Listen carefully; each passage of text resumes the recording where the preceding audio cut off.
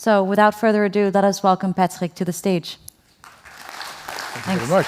I'll be there. Yeah, very good. Oh, 5 minutes less. I only have 100 slides, so I'll see what I can skip. What I can skip today. Unleashing the power of AI in the port of the future, of course, a central theme of today. And today I will discuss with you a little bit on actually how we do that at Kotug. Also, how we use AI in our sustainability drives, and how we see AI driving port operations of the future as well.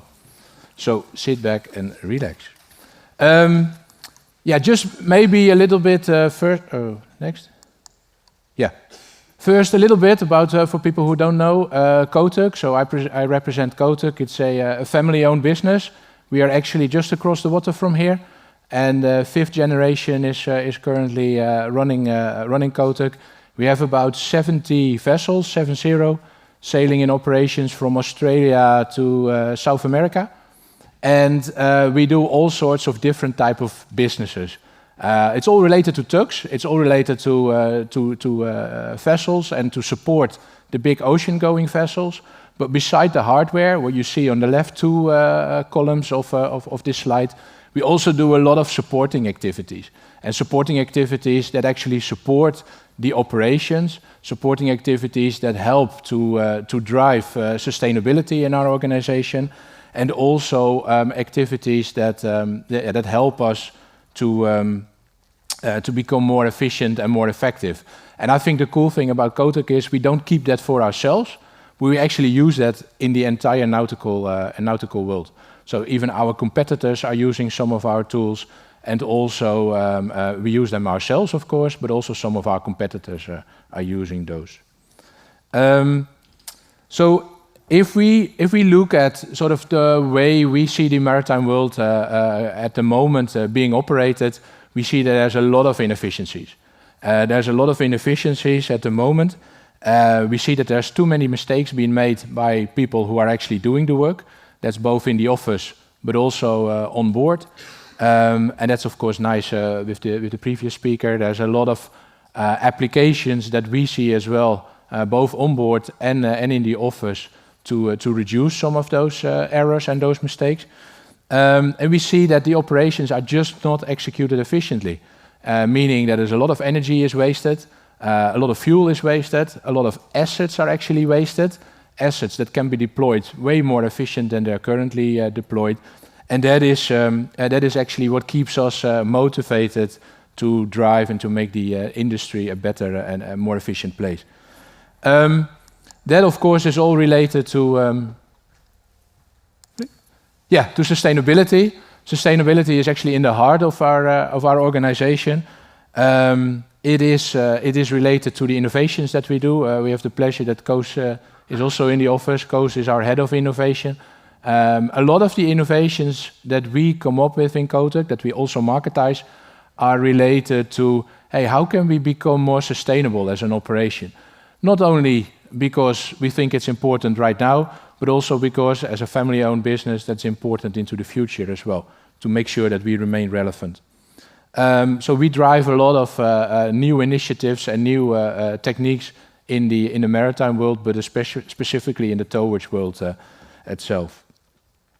For that, of course, in order to make that happen, and that's also the central theme of today, we need data.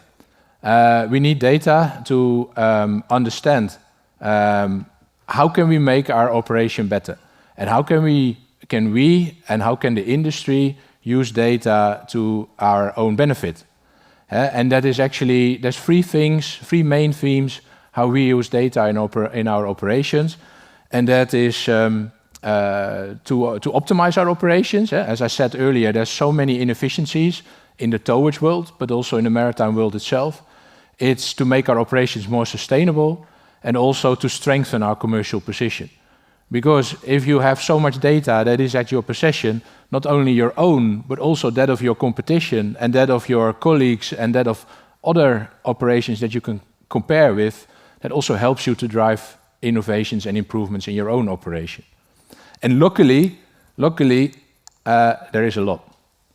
right? And there is a lot of data in the maritime world, and there's a lot of data generated by ships. There's a lot of data that is actually already daily used, and we are trying to explore the full potential of that in our organization and in various operations that we work with. So it is the data that is actually coming, so the weather data that the previous speakers, of course, also spend a lot of time and energy in, but it's also the data related to the vessel itself, so the technical part.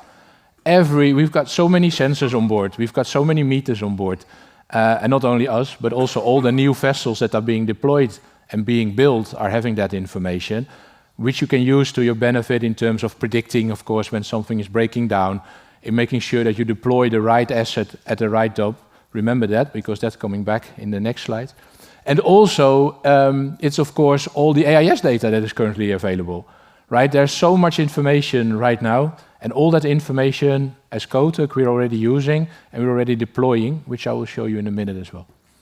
And of course, yeah, all the what we call job-related information.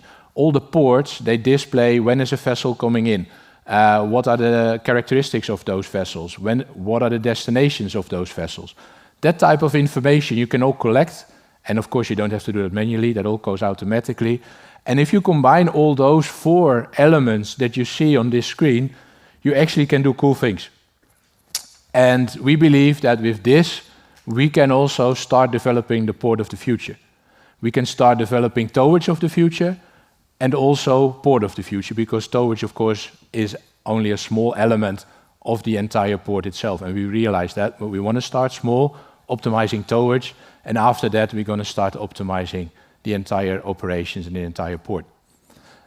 Which, of course, also for, I already saw some of the students here in the room, I guess some of the students from STC. Am I still having a place on board these vessels? Maybe, maybe not.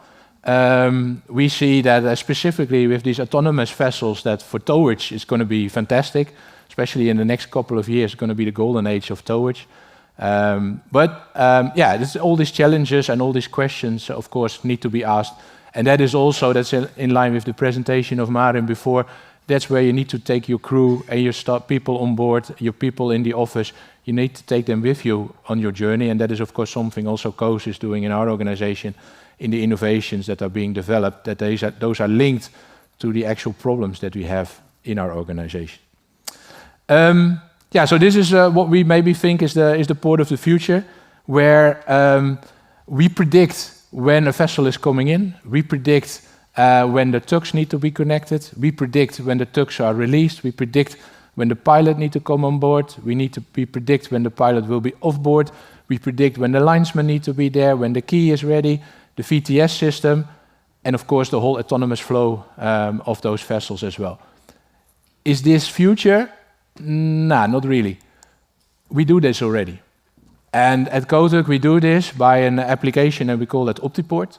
And with Optiport we can fully autonomous schedule 10 minutes.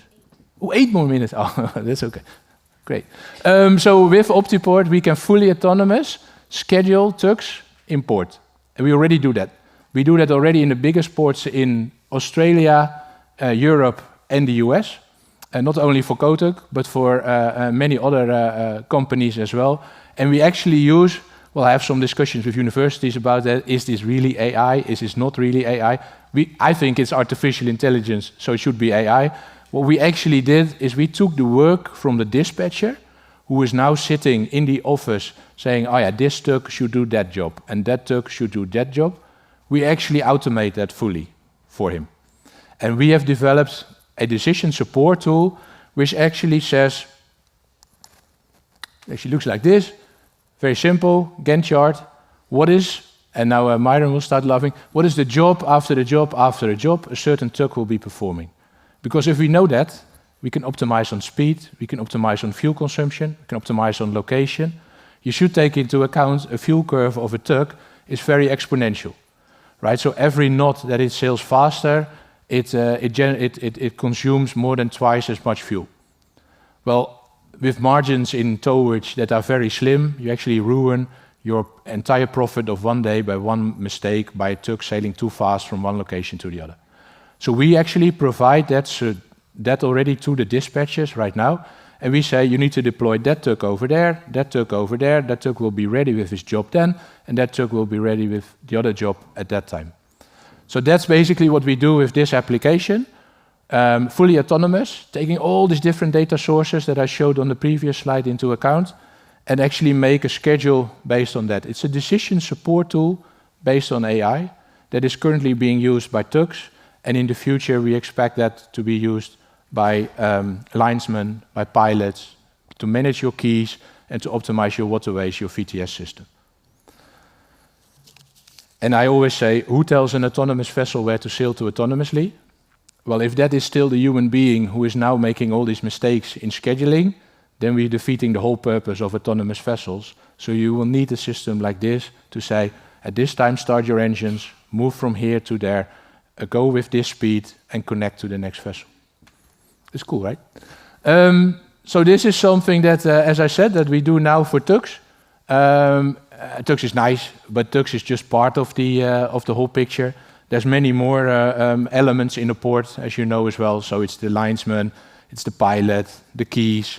And if you have that, you can work towards port call optimization.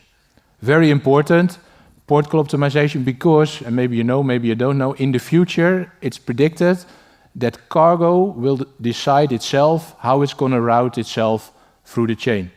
So it's no longer human beings who say, oh yeah, this container needs to go on that ship, or on that train, or on that barge. No, it's cargo who will make its own decision in doing that. It's quite cool. Look it up. It's a project from the European Union. And if you want to do that, you need to be a very efficient port.